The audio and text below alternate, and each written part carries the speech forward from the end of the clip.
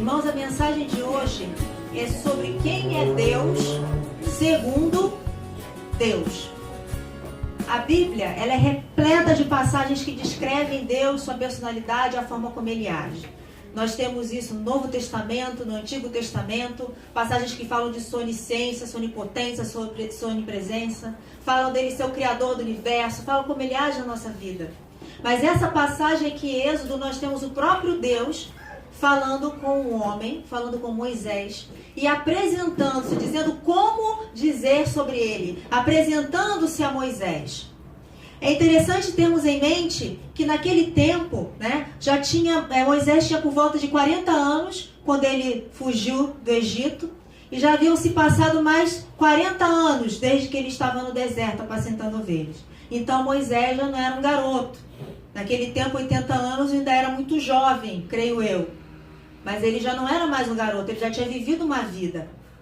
E ali nós falávamos de um homem, Moisés, que apesar de ter nascido do povo judeu, ele havia sido criado pelos egípcios.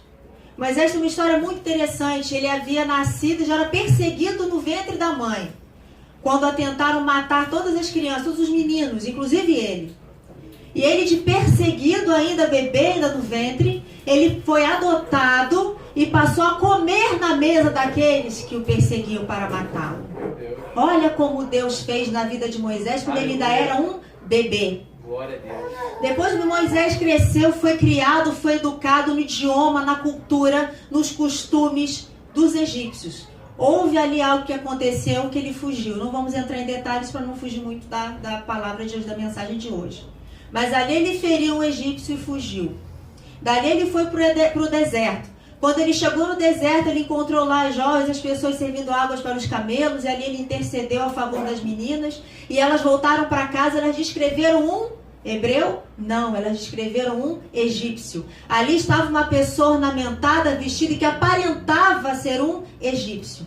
Então, um homem que havia sido criado à distância do seu povo, ele havia sido criado em meio a um povo que oprimia o seu povo. Olha como Deus faz na vida de uma pessoa. Quando Ele escolhe alguém para fazer algo, quando Ele escolhe alguém para transformar e para ensinar, Deus ele faz de forma tremenda. Então aqui nessa passagem, vamos vasculhar aqui essa passagem para entendermos essa conversa, o que ela significa para nós hoje. Então temos aqui, Moisés estava tranquilo na sua rotina, ele estava apacentando o rebanho. Estava lá e tudo ia normalmente, nos anos todos que ele estava fazendo aquilo. Até que algo sobrenatural acontece. Não foi algo corriqueiro, não foi algo que ele estava acostumado a ver. De repente ele viu algo sobrenatural. Foi assim que Deus começou a sua aproximação com Moisés aqui naquele momento. Então naquele momento Moisés teve que parar porque algo sobrenatural chamou a sua atenção. Um arbusto, uma sarça, radaça, estava pegando fogo. Primeiro, de onde veio esse fogo? Segundo, por que essa planta, apesar de estar queimando, de estar em chamas, ela não estava sendo consumida? E ali ele então se voltou para aquela planta. Ele começou a ir na direção dela. Ele estava curioso, ele queria ver o que estava acontecendo. E então Moisés disse: agora me virarei para lá e verei esta grande visão, porque a sarça não queima. E quando ele se aproximava dali, aquele fato sobrenatural fora do comum, e o Senhor viu que ele se caminhava para lá, Deus bradou e disse: do meio da sarça, Moisés, Moisés, não te chegues para cá, tira os sapatos de teus pés, porque o lugar em que tu estás é terra santa. Percebam, irmãos, não era um templo, não era um lugar separado, ungido, preparado, não era um lugar de holocausto. Era o local de todo dia. Era o deserto. Era um local ali onde uma planta queimava, consumida pelo fogo, mas sem ser consumida, apesar da chama estar ali nela. E por que então aquele lugar era terra santa? Porque havia manifestação do poder de Deus naquele lugar. Havia a presença de Deus naquele lugar. Irmãos, terra santa não é templo. Terra santa não é lugar separado e ungido. Terra santa é onde for que o Senhor esteja manifestando o seu poder.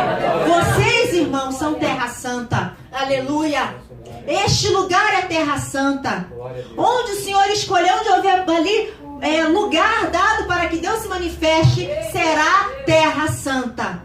E naquele momento, então, Deus cobrava de Moisés o que? Respeito. Que ele tirasse as suas sandálias. Que ele demonstrasse ali, que ele colocasse em ação um ato para demonstrar na própria vida dele que era a terra santa, era o reconhecimento. Quando Moisés tirava as sandálias, os sapatos, era como se ele dissesse: eu reconheço que isso é terra santa e vou tirar os meus sapatos. Deus queria o que na vida de Moisés? Uma ação de reconhecimento quanto à santidade da presença de Deus naquele lugar. Percebem que ali Deus estava se apresentando para Moisés? Ele estava ensinando a Moisés quem era ele. Lembra que Moisés havia sido criado, educado dentro de uma doutrina egípcia. Uma doutrina onde ali havia o quê? Vários deuses. Não era uma doutrina monoteísta como a dos hebreus. Era politeísta. Havia tudo quanto era tipo de Deus com D minúsculo ali no Egito. E disse mais Deus a Moisés: eu sou o Deus de teu pai, o Deus de Abraão, o Deus de Isaac, o Deus de Jacó. Ali ele dizia para Moisés: eu não sou Horus, não sou Osíris, não sou Ísis. Eu sou o Deus dos teus antepassados, os teus antepassados, não o lugar onde foste criado.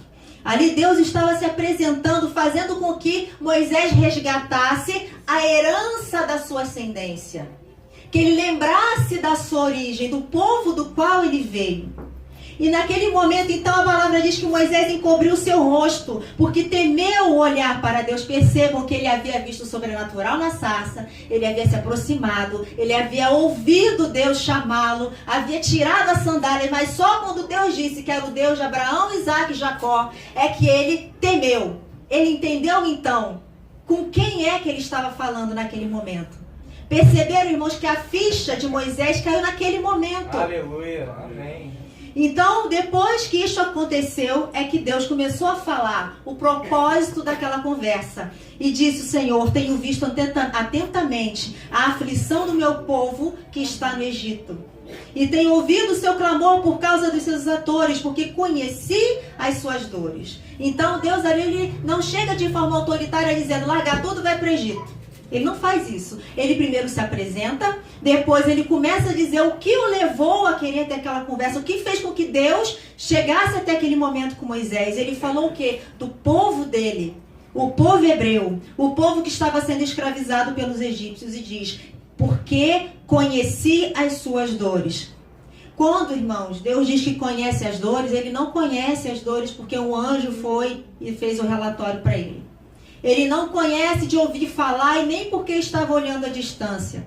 Quando o Senhor diz que conhece as dores de alguém, é porque ele derramou as lágrimas junto com aquela pessoa.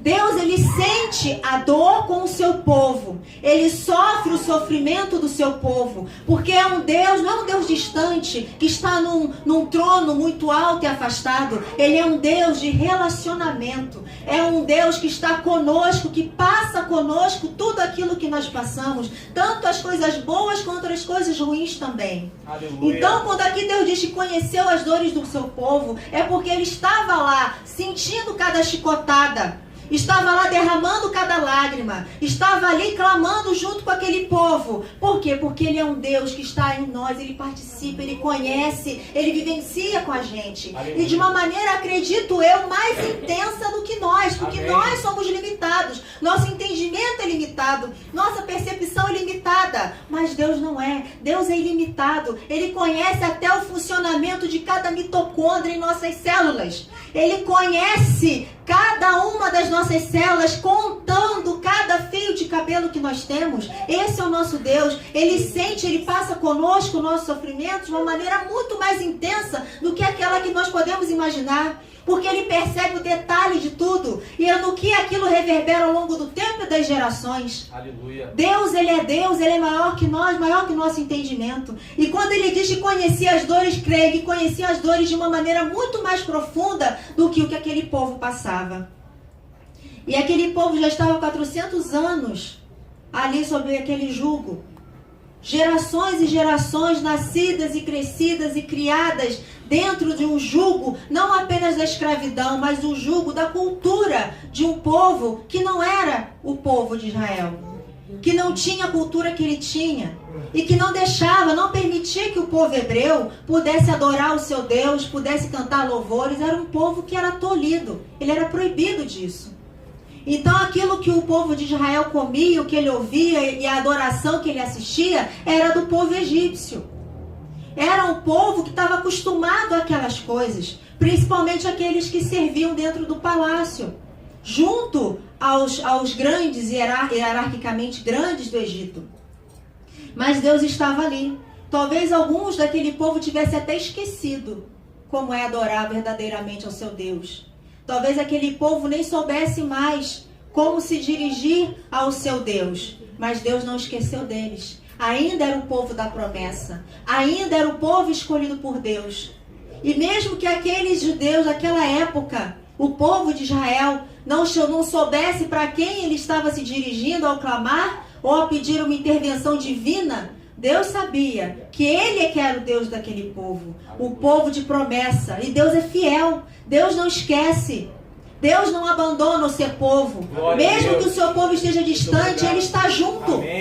Se há um afastamento, é o povo que se afasta. Deus nunca se afasta dos seus, nunca vira sua face contra aqueles que são seus. Deus conhece as nossas limitações e por isso que ele é grande em paciência. Ele é tardio para irar-se, porque ele conhece as nossas dificuldades, nossas limitações. Ele sabe o quanto o mundo é implacável em nos tentar e nos afastar dele. Ele sabe. Por isso que ele está sempre atento aos nossos corações, sempre disposto a nos resgatar do nosso sofrimento, assim como ele fez com o povo de Israel. Portanto, disse Deus a Moisés, desci para livrá-lo da mão dos egípcios e para fazê-lo subir daquela terra a uma terra boa e larga, a uma terra que mana leite e mel, ao lugar do cananeu, do heteu, do amorreu, do perizeu, do heveu e do jebuseu.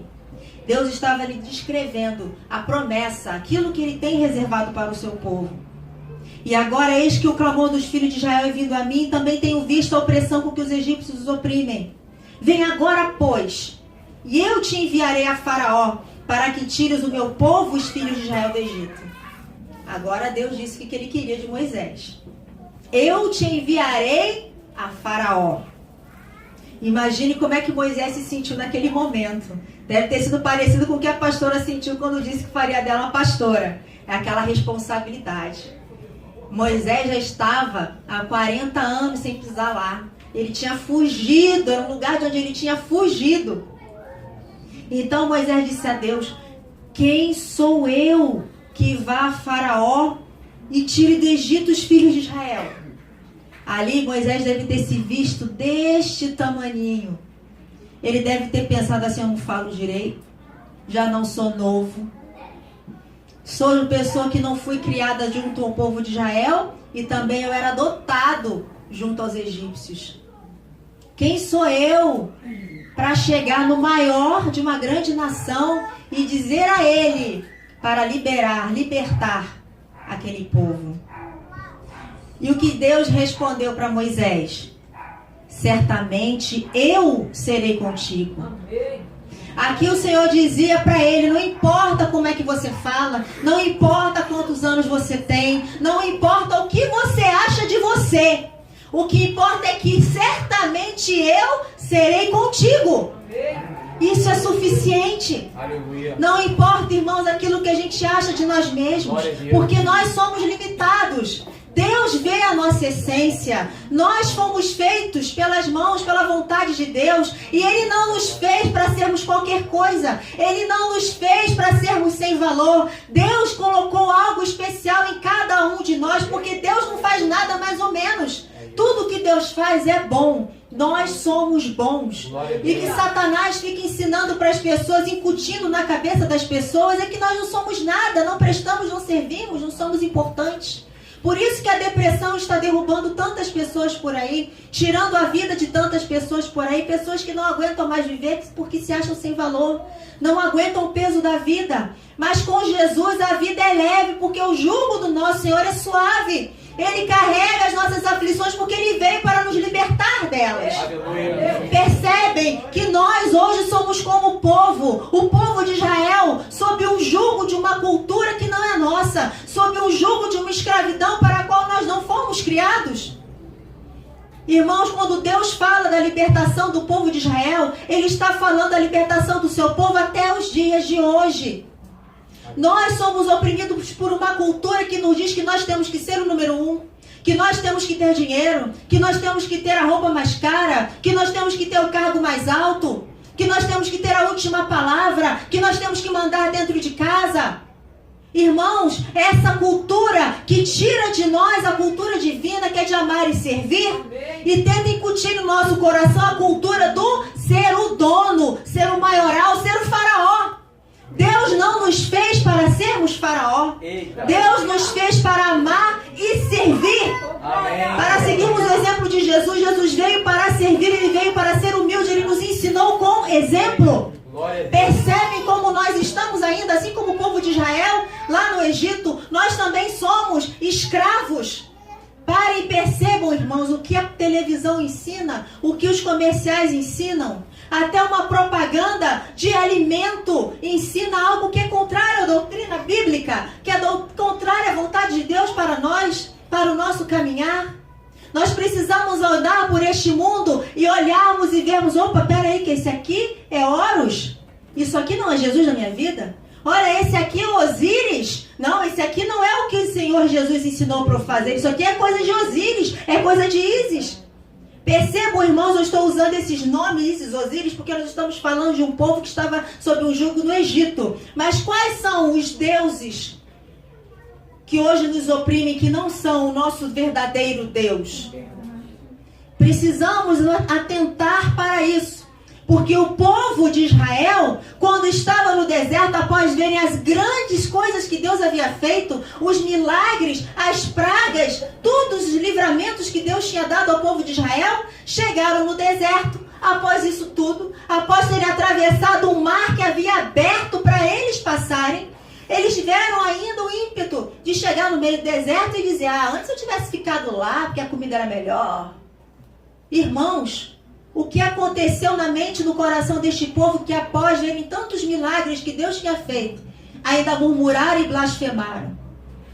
Após Deus retirar água da rocha através de Moisés para matar a sede daquele povo, foi só Moisés se afastar um pouco, eles derreteram ouro para fazer um bezerro e idolatrar? O que aquele bezerro tinha feito por eles?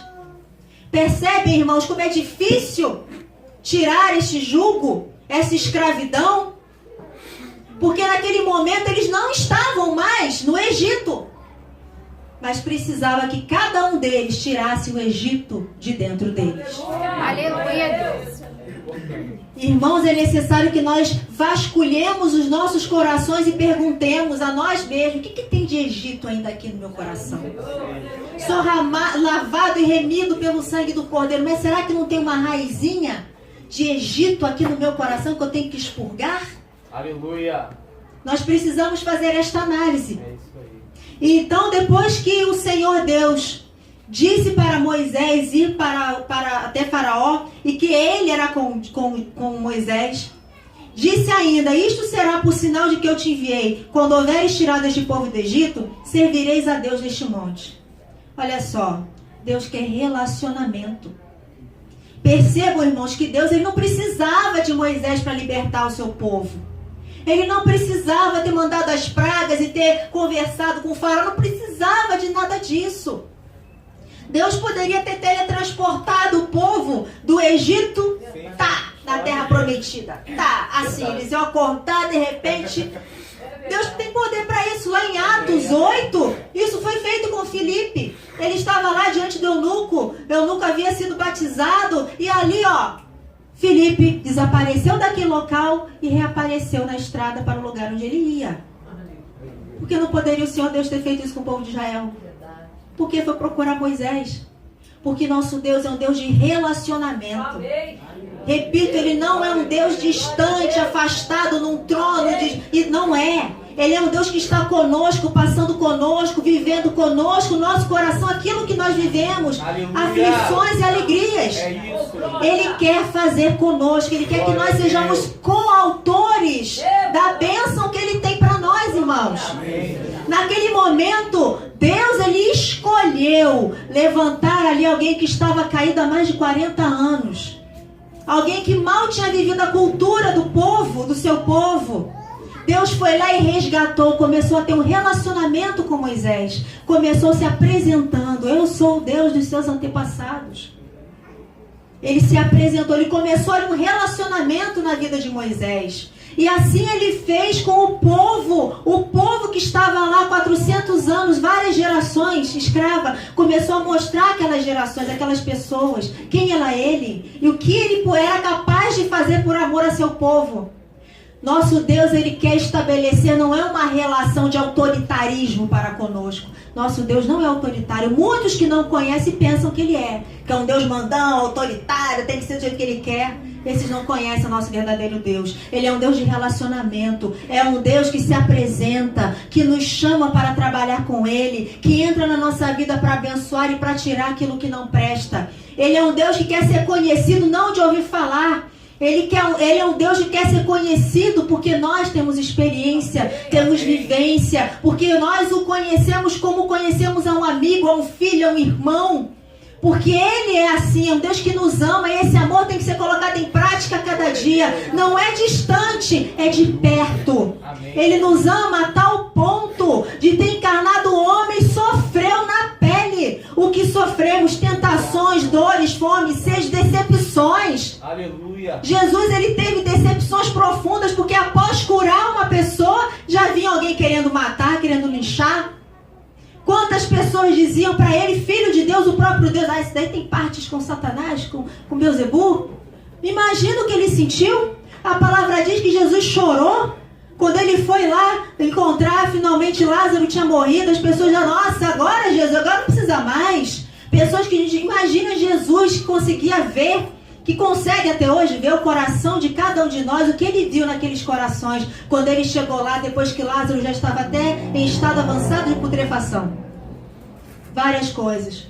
E ele também sentia saudade do amigo, ele também estava pranteando o falecimento do amigo. Imagina o que ele passou, sabendo das dores, sabendo o que estava acontecendo com Lázaro, das pessoas esperando ansiosamente ele chegar e ele não podia ir. Porque ele estava obedecendo a Deus, algo muito maior tinha que acontecer. E ele chorou, Jesus chorou. O Senhor dos Exércitos chorou. Ele passou por tudo, ele sofreu na pele e no coração, mas suportou até o fim. Por quê? Por amor a nós. Porque a missão que Deus deu a ele não recusou, ele não recuou. Apesar de ter tido, Senhor, se possível, for afasta de mim este cálice, mas que seja feita a tua vontade. Porque naquele momento a dor era tanta que ele estava suando sangue. Sangue saía por seus poros, tamanha era a angústia dele. Mas ele não recuou. Ele fez a vontade de Deus. Ele foi até o fim. Porque por cada um de nós valeu a pena. Amém. Glória a Deus. E eu tenho certeza que ele faria aquilo quantas vezes fossem necessárias por cada um de nós. É um Deus de relacionamento. É preciso estar com Ele, conhecer a palavra dEle, orar, ouvir Ele falar aos nossos corações e obedecer. Porque quanto mais nós obedecemos, mais demonstramos. Assim como Moisés fez ao retirar as sandálias. Nós precisamos demonstrar que nós entendemos quem é Deus na nossa vida. Amém. Que nós entendemos quem nós queremos ser. Uau. Enquanto Deus está na nossa vida. Nós temos escolha. Nós somos coautores, coparticipantes da bênção na nossa própria vida. Deus, ele é tão educado, tão gentil, que ele não nos obriga nem a receber bênção. Ele quer que nós entendamos, que nós participemos. Apesar da palavra dizer que Deus é o oleiro, ele pega o vaso e quebra e faz um vaso novo. Mas nós, como vasos, nós precisamos o quê? Nos colocar na mão de Deus. Confiar no oleiro, de que ele vai quebrar quantos pedaços forem necessários. E o que ele vai fazer vai ser melhor do que era antes. Glória a Deus. Glória a Deus. Deus é o oleiro, mas nós somos os vasos que nos colocamos na mão do oleiro. Amém, Pai. Nós somos aqueles que somos transformados e remidos quando o nosso coração se abre para essa transformação. Porque se não for assim, seremos como sepulcros caiados. Seremos aquela coisa crente por fora, salva por fora, mas por dentro? Irmãos, isso é muito sério e muito importante. Nós, a cada dia, nós temos a opção de sair ou de permanecer no Egito. Nós temos a opção de caminhar no deserto louvando a Deus e glorificando pela água que sai da rocha, ou murmurando com saudade da escravidão, com saudade do jugo. Porque, irmãos, no nosso mundo hoje em dia, a escravidão, ela pode trazer prazer. A escravidão vem na forma de quê? De coisas da carne, de bens materiais, de tentações desse mundo. Muitas vezes largar a escravidão quer dizer abandonar aquilo que nos prende a essa escravidão. Abandonar aquilo que nos faz permanecer no Egito. O povo estava com saudade da comida do Egito. Muitos talvez até quisessem voltar naquela época, porque reclamaram, murmuraram. Precisamos avaliar e analisar qual é a corrente que está me prendendo na escravidão. Será que eu saí mesmo do Egito, mas tirei o Egito do meu coração? Será que não tem nenhuma corrente me prendendo ainda? E essas correntes, muitas vezes, irmãos, só nós conseguimos ver. E Deus. Só nós e Deus sabemos dessas correntes. E o que é necessário fazer? O maior milagre. O maior milagre. O maior milagre que Deus faz não é aquele que todos veem como a sarça ardente que chamou a atenção de Moisés, ou a ressurreição do morto, ou a cura de um cego. Porque esse milagre é para aqueles que ainda vão começar a comer papinha, para depois ir para o alimento mais sólido. São aqueles que não entendem, não conhecem, não têm relacionamento ainda, que precisam deste milagre sobrenatural para chamar a atenção deles. E então eles se voltarem para Deus e entender quem é Deus.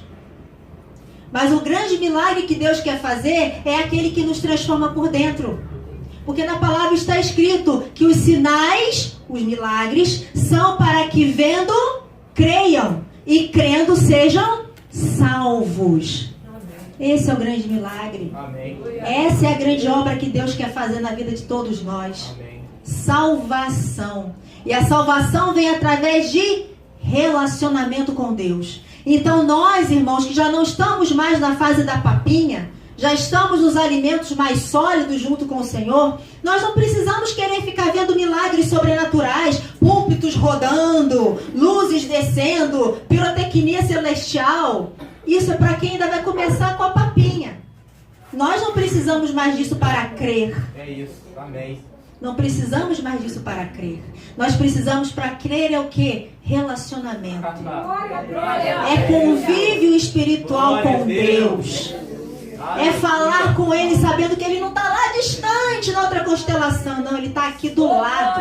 Está dentro. Está junto. É saber que o Senhor está do nosso ladinho, que a gente precisa gritar para falar com Ele. Baixa um sussurro no coração. E Ele já ouviu bem alto. Nós não precisamos de pirotecnia celestial. Não precisamos de milagres. Não precisamos ir atrás de cadeiras de roda voando para o lado. Não precisamos disso. Nós precisamos de relacionamento com Deus. Precisamos dobrar os joelhos. Precisamos obedecer. Precisamos exercitar a nossa fé a cada dia. Precisamos ter a palavra de Deus em nosso coração, para que ela seja a bússola, aquela luz que ilumina o nosso caminho.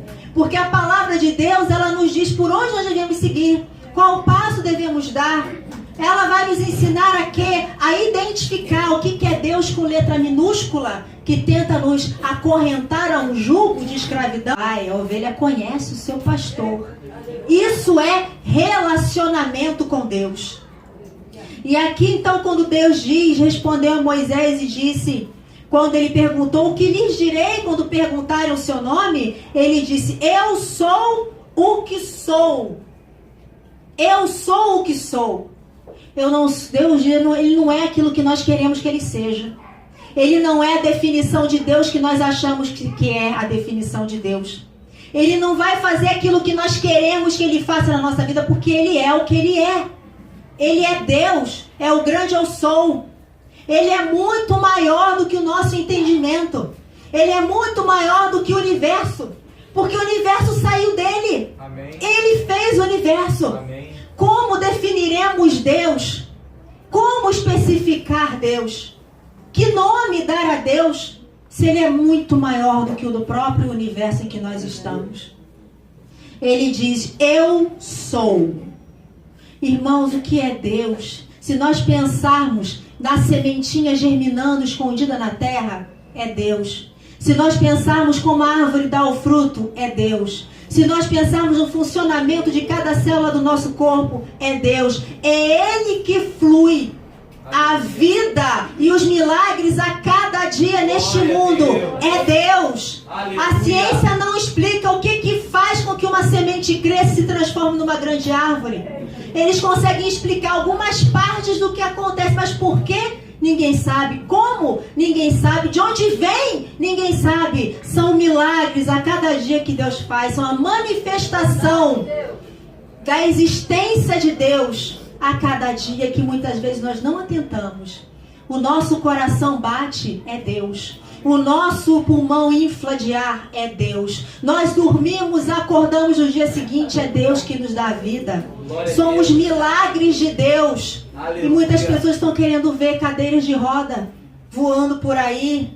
Irmãos, o corpo vai ficar, ao pó voltará. O grande milagre não é sair andando por aí após anos de paralisia. O grande milagre é depois que aquela alma sair do corpo paralítico, está salva. Este é o milagre. Este é o milagre. Precisamos de relacionamento com Deus. E é esse relacionamento que nos faz sermos o milagre de Deus na terra. Que nos faz sermos representantes de Deus na terra. Porque Jesus disse que muito mais nós faríamos. Muito mais do que Ele fez, nós faríamos. É porque nós somos super poderosos? Não. É porque certamente Deus está conosco.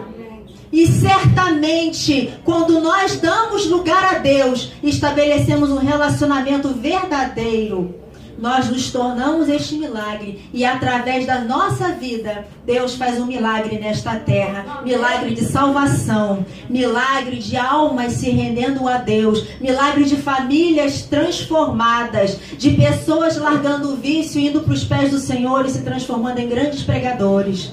Pessoas se transformando da água suja para um vinho de alegria maravilhoso.